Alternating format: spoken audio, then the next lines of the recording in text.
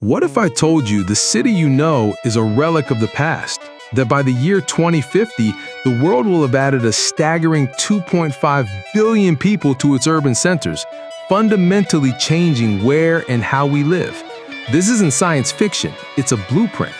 But is this blueprint a master plan for a sustainable utopia or for a high-tech dystopia? For centuries, cities have been the engines of human progress.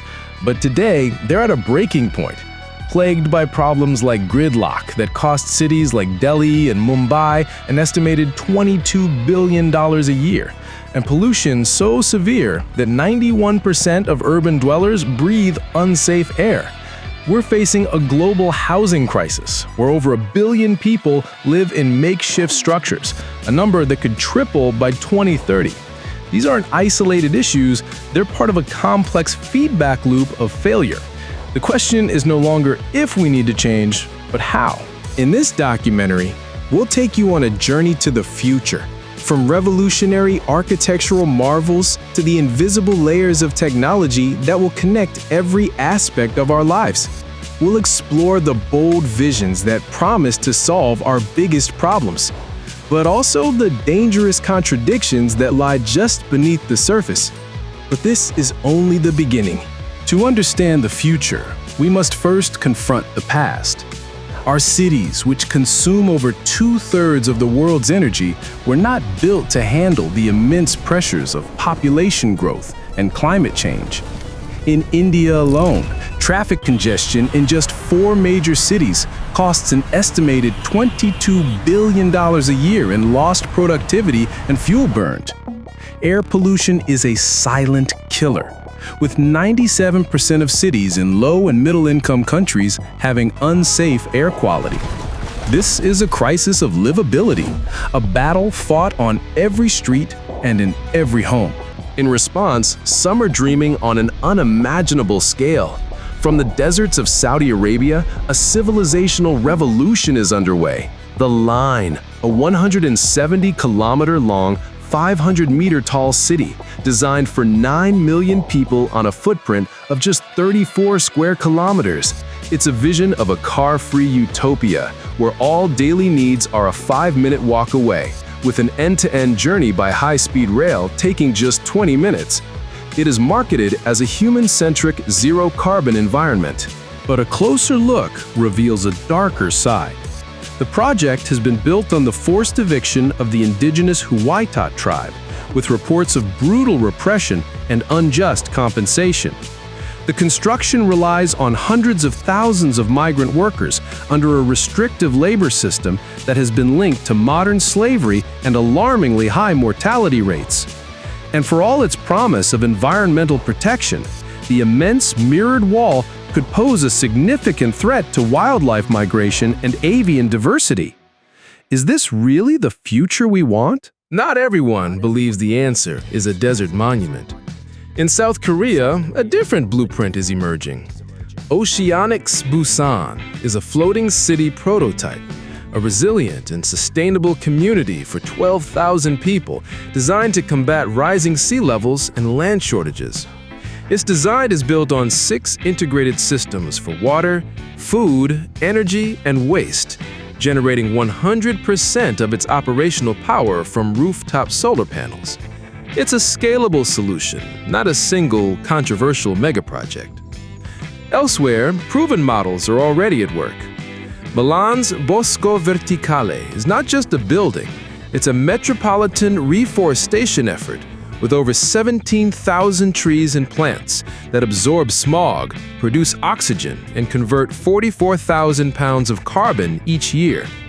And in Finland, Helsinki's underground network, originally built as bomb shelters, now functions as a vast subterranean city with shopping malls, museums, and sports halls, proving that innovation can be invisible but profound.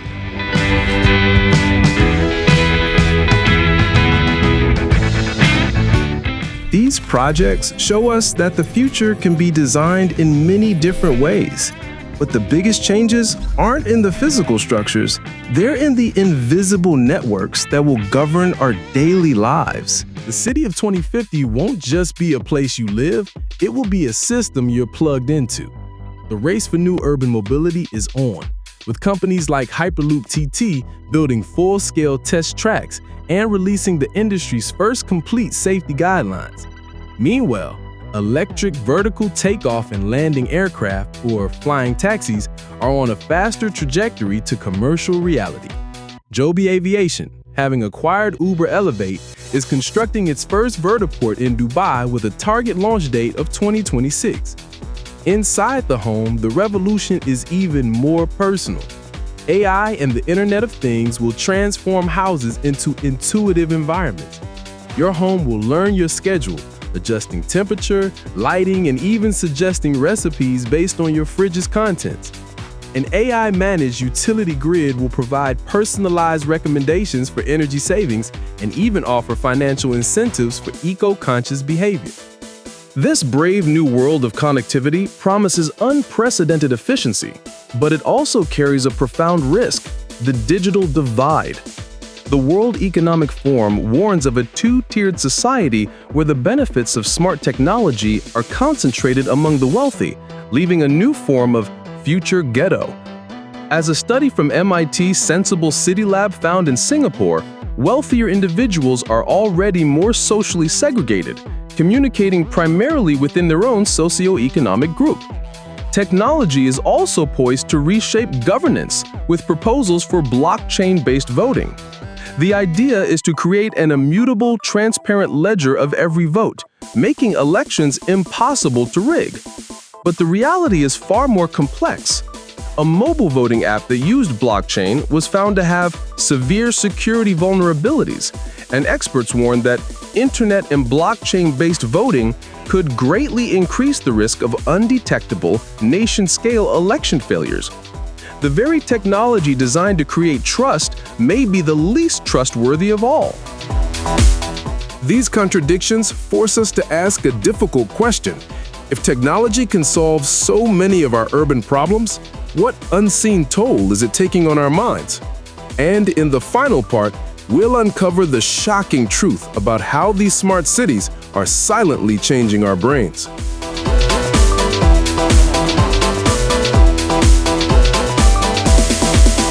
The ultimate paradox of the smart city is the cost of its convenience. A recent study found that constant surveillance, even when we're not consciously aware of it, can alter how our brains process information. Simply knowing you're being watched can make your brain hyper-aware of other people's gaze, a hallmark of mental health conditions like social anxiety and psychosis. This suggests that pervasive monitoring could add an unseen layer of stress to our daily lives, a smart city stress that has already been linked to unreliable infrastructure and a pervasive sense of helplessness. Perhaps most disconcerting is the finding that many people report feeling unconcerned about being monitored, even though their brains clearly registered the surveillance. This suggests a troubling normalization of constant observation, where we unconsciously accept the psychological costs in exchange for the perceived benefits of convenience and security. But there is an antidote. A growing body of research highlights the profound psychological benefits of integrating nature into urban design, a practice known as biophilia. Exposure to greenery and water has been linked to reduced stress, improved mood, and enhanced cognitive function. Biophilic design can lower cortisol levels, a hormone released in response to stress, and create a sense of tranquility and calm. It's not just about aesthetics, it's about a design philosophy that recognizes our intrinsic connection to the natural world. This is the ultimate test of the future city, not just its capacity to create a more efficient machine, but its ability to foster human flourishing and well-being. So, will the cities we build be a utopia of flying taxis and zero-waste living, or will they become high-tech ghettos governed by algorithms and fraught with a hidden psychological toll? The truth is, it's not an either-or. The cities of the future will be defined by their ability to successfully navigate the complex trade-offs between a machine that works and a place that helps us flourish. The cities we build will shape not just where we live, but who we become. If you found this eye-opening, subscribe for more deep dives into the future of humanity.